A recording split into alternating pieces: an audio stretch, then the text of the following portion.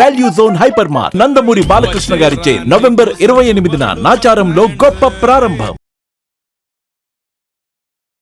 నమస్తే, మీరు చూస్తుంది సుమన్ టీవీ. నేను మీ కీర్తి. ఈ రోజు నాతో పాటు ఉన్నారు ప్రముఖ ఆస్ట్రాలజర్ బ్రహ్మశ్రీ నానాజీ పట్నాయక్ గారు. నమస్తే గురుగారు. శ్రీమాత్రే నమః. గురుగారు, రాబోయే ఏకాదశి విశిష్టత గురించి, పాటించవలసిన నియమాల గురించి ఈ వీడియో ద్వారా ప్రేక్షకులకి తెలియజేద్దాం. తప్పకుండా అమ్మ. ఫస్ట్ ఆఫ్ ఆల్ మనం అసలు ఏకాదశి ఎందుకు పాటిస్తాం అనే విషయం తెలియాలి. మనకి ఇందులో రెండు రకాలు ఉంటాయి. ఉపవాసమే ప్రధానము. ఉపవాసం అనగానే రెండు రకాల అర్థాలు చెప్తూ ఉంటారు. ఒకటి దేవుడికి దగ్గరగా ఉండడమే కానీ ఏమీ తినకుండా ఉండడం కాదు అంటూ ఉంటారు. ఇప్పుడు ఏకాదశి అంటే ముందుగా ఫాస్టింగ్ అనేది బ్లైండ్ గుర్తు వస్తుంటుంది. అయితే రెండు రకాల అర్థాలు ఉన్నాయి దానికి. ఉపవాసము అంటే దేవుడికి దగ్గరగా ఉండడం, అంటే మీ ఆలోచనల్లోని మీరు ఏ పని చేస్తున్నా దేవుడు గుర్తు రావడం. రెండవది, నిజంగానే శాస్త్రంలో ఈ ఏకాదశి నాడు మాత్రం తినకుండా ఉండమని చెప్పారమ్మా. ఇదేమి చెప్పలేదు, చెప్పకపోవడం కాదు. 8 యామములు అని చెప్పారు. 8 యామములు అంటే, యామము అంటే 3 గంటలు. 8 3 24 గంటలు. ఈరోజు పొద్దున్న స్టార్ట్ చేస్తారు, రేపు ఉదయం వరకు తినకుండా ఉండగలగాలి. అది ఎవరు? చిన్నపిల్లలు కాదు, స్త్రీలకు చెప్పలేదు. ఉండగలిగితే ఉండండి కానీ చెప్పలేదు. అనారోగ్యంతో ఉన్న వాళ్ళు, బాగా ఏజ్డ్ పర్సన్స్ ఉండక్కర్లేదు.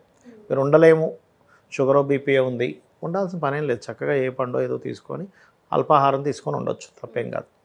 కానీ ఉండగలిగిన వాళ్ళు కనుక ఉండగలిగితే వీళ్ళకి కలిగే ఫలితం ఏమిటంటే, ఏకాదశి నాడు ఎవరైతే ఉపవాసం ఉంటారో ఆ ఉపవాస ఫలాన్ని విష్ణువు తీసుకొని మనకు పుణ్యాన్ని ఇస్తాడు. ఒక ఎక్స్చేంజ్ లాగా. అది శాస్త్రంలో ఉన్నటువంటి విషయమే అది. అయితే దీనివల్ల ఇంకొక గొప్ప పని కూడా జరుగుతుంది. ఏమిటంటే, మీరు ఎప్పుడు ఏకాదశి తీసుకోండి, రవి గ్రహం నుంచి ఆ రోజు గ్రహస్థితిని కనుక గమనించినట్లయితే, రవి నుంచి చంద్రుడు 5వ స్థానంలో కానీ 11వ స్థానంలో కానీ ఉంటాడు.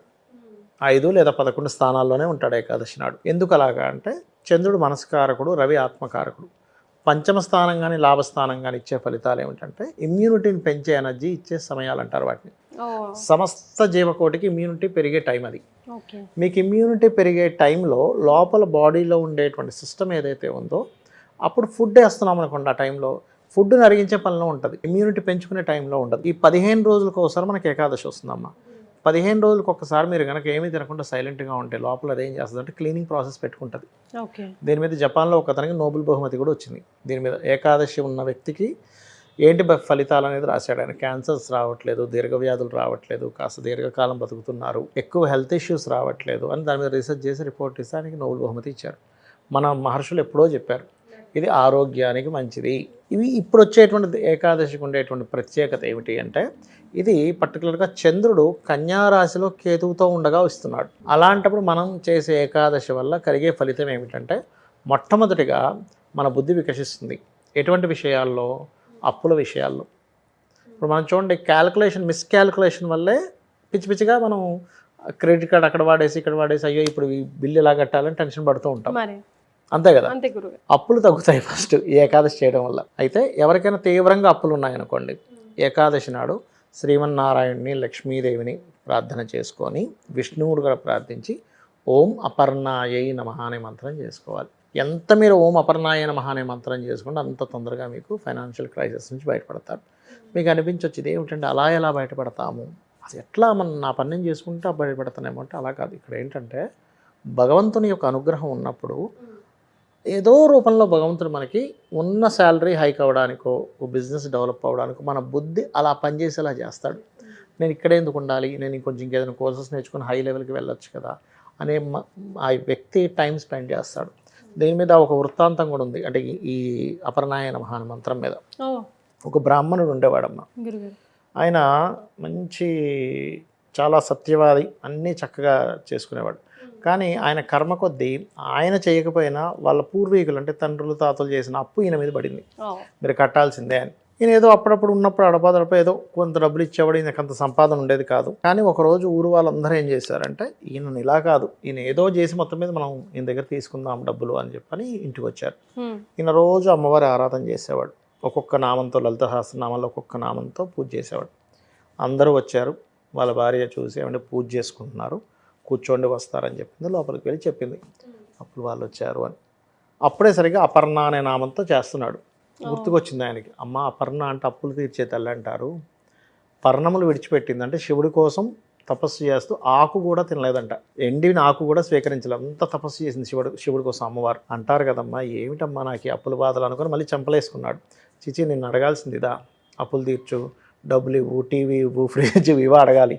చిచి నేను తప్పుగా అడిగానమ్మా, నాకు మోక్షం కావాలి కదా, ఈ తప్పుగా అడిగాను క్షమించాను. మళ్ళీ పూజ మొదలు పెట్టేశాడు. పూజ కంప్లీట్ అయిపోయింది. ఈయన బయటకు వచ్చాడు. వచ్చి చెప్దాంలే ఇక మళ్ళీ ఇంకొంచెం గడువు అడుగుదామని బయటకు వచ్చి, ఏమంటే నాకు ఇంకొంచెం గడువు కావాలి అని అడగగా వాళ్ళందరూ గడువు కావాలి అంటే అందరూ ఇచ్చేశారు. ఒక పాప వచ్చింది లోపల నుంచి, ఇది పెట్టి పట్టుకొని వచ్చింది. మా నాన్నగారు మీకు ఎవరెవరికి డబ్బులు ఇవ్వాలని అడిగింది అంటే మేము చూపించాం, అందరికీ డబ్బులు ఇచ్చేసింది. ఈ పత్రాలు చింపేయమంటారా అంటే వద్దొద్దు, మా నాన్నగారు వస్తారు, ఆయనకి చూపించి చింపేసాను. లోపలికి వెళ్ళింది. ఒకసారి పిలవండి ఆ పాపని, మేము చూస్తాము. ఎంత ముద్దు వస్తుంది ఆ పాప, అసలు మాకు మళ్ళీ మళ్ళీ చూడాలనిపిస్తుంది. ఆ పాప ఉన్నంతకాలం మమ్మల్ని మేము మర్చిపోయాం, ఒకసారి పిలవండి అంటాడు. అనగానే ఆయన అక్కడే కూర్చుండిపోతాడు. ఏమిటి స్వామి ఇలా కూర్చుండిపోయారు, అసలు నాకు పిల్లలే లేరయ్యా, మీరు ఎంత అదృష్టవంతులు, మీకు ఆ అమ్మవారు వచ్చి కనబడింది అంతే కదా గురుగారు అని అంటాడు. అంటే ఏమిటంటే ఆ శక్తి అంత అమ్మవారిని అడగగలగాలి, అమ్మవారు ఇస్తుంది ఖచ్చితంగా. దాని తర్వాత అతనికి రాజు పిలిచి ఆస్థానంలో అతనికి ఒక చోటు ఇవ్వడం జరుగుతుంది. అక్కడ నుంచి లైఫ్ అనేది బాగుంటుంది. ఏంటంటే అంత శక్తి ఉంటుంది. ఇప్పుడు అనవచ్చు ఏమండి మేము చేస్తే అమ్మవారు పిల్ల రూపంలో వస్తుందా అంటే ఈ కాలం వేరు. ఈ కాలంలో మనుష్య రూపంలోనే ఒక వ్యక్తి మనకు సహాయం చేస్తాడు. అంటే అలాగా, అరే నీ టాలెంట్కి ఇక్కడ ఇంకో శాలరీ, ఎక్కువ శాలరీ వస్తుందని చెప్పడము, లేకపోతే ఈ కోర్స్ నేర్చుకోమని చెప్పడము, సజెషన్ ఇవ్వడము, బిజినెస్ చేస్తే బిజినెస్ డెవలప్ ఏం చేయాలో చెప్పడం, ఏదో రూపంలో వస్తుందమ్మా భగవంతుడు. కాబట్టి చూపిస్తాడు, ఖచ్చితంగా దారి చూపిస్తాడు. కనీసం 40 నిమిషాలు చేయాలి మంత్రాన్ని, చేస్తే కనుక ఖచ్చితంగా అప్పులు తీరతాయి. నేను చాలామంది స్టార్టింగ్లో మన వీడియోలు చూసినప్పుడు ఇదేమిటి అవుతుందా, సరే చూద్దాంలే, డబ్బులేం ఖర్చు పెట్టేది లేదు కదా, జపం చేసి చూద్దామని చేసి అరే నిజమే తీరిపోతున్నాయి ఏంటి అని అనుకొని ఆశ్చర్యపోయి నాకు కాల్ చేసిన వాళ్ళు, మెసేజ్ చేసిన వాళ్ళు చాలామంది ఉన్నారు అమ్మవారి అనుగ్రహం వల్ల.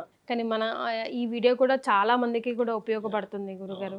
బికాజ్ ఈ రోజుల్లో అప్పు లేని ఇల్లు ఉందా అంటే కొంచెం మనం ఆలోచించాలి. ఎందుకు అవుతుందంటే అమ్మ అప్పు, ఒకప్పుడు మనకు ఒక కోరిక పుట్టింది అనుకోండి, ఫలానాది కొనుక్కోవాలని మనకి యాక్సెస్ ఉండేది కాదు. ఇప్పుడేంటి ఈజీ యాక్సెస్, ఫోన్లో చూస్తున్నాము ఉంది, అప్పు దొరుకుతుంది, క్రెడిట్ కార్డు అప్పు ఇస్తున్నాడు, వెంటనే కొనేస్తున్నాం. ఒకప్పుడు అట్లా అప్పిచ్చేవాడు కష్టం, దొరికే వస్తువు కష్టం. ఆ వస్తువు కొనుక్కుందామనుకొని 4 రోజులు ఆగేసరికి మనకు దాని మీద కోరికే చచ్చిపోతుంది. ఇప్పుడు అలా కాదు, మీ కోరిక పుట్టిన వెంటనే కొనే యాక్సెస్ ఉంది, అందుకే మనిషి ఖర్చు అయిపోతుంది ఎక్కువ. సో మనమే కంట్రోల్లో ఉండగలగాలి. చాలా సంతోషం గురుగారు, ధన్యవాదాలు. శ్రీమాత్రే నమః.